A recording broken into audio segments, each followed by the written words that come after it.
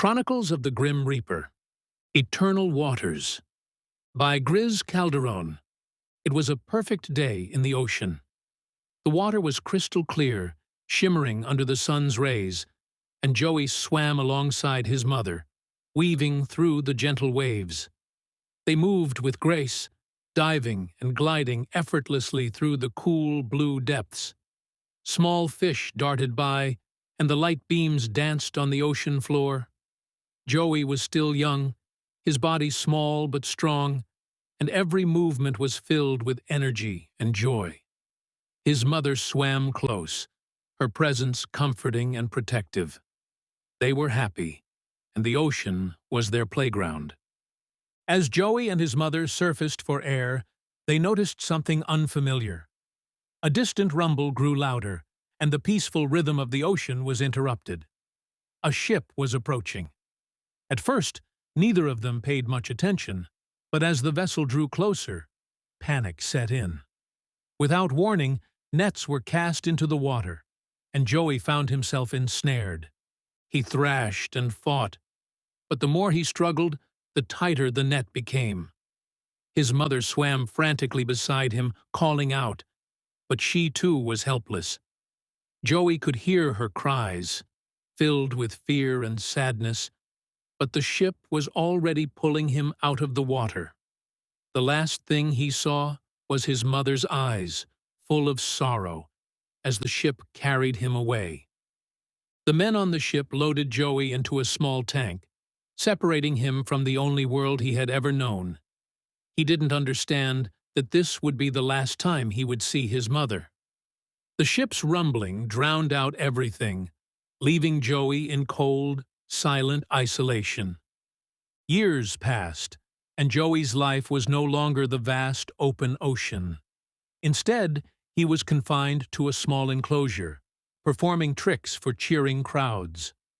At first, he did what was expected of him, hoping it would bring some sense of purpose. But every day he thought about the ocean, about the freedom he once had, and the mother he had lost. Decades went by. Joey grew older, his spirit quieter.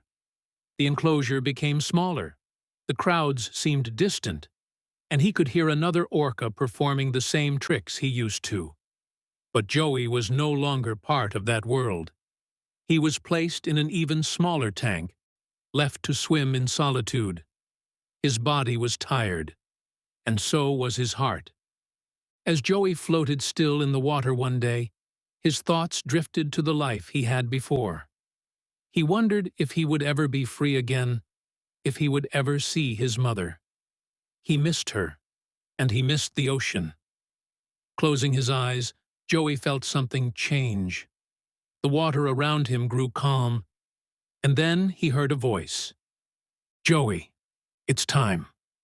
The Grim Reaper appeared beside him, his presence gentle yet commanding. He didn't frighten Joey. Instead, he brought with him a sense of peace. The question you've asked for so many years, you'll finally have your answer. You'll know what it's like to be free again, to swim with your mother.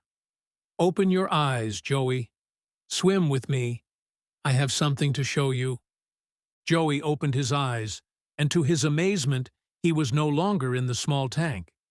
He was in the ocean, surrounded by open water.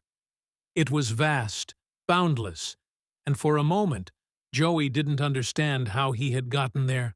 All he remembered was the small enclosure, the loneliness, the years of captivity. But now, here he was, free. With a burst of joy, Joey began to swim like he had never swum before. He flipped, dove, and raced through the water, feeling alive for the first time in decades. He felt like his old self again, his body strong and full of energy. As he swam, he noticed a figure in the distance. It was familiar.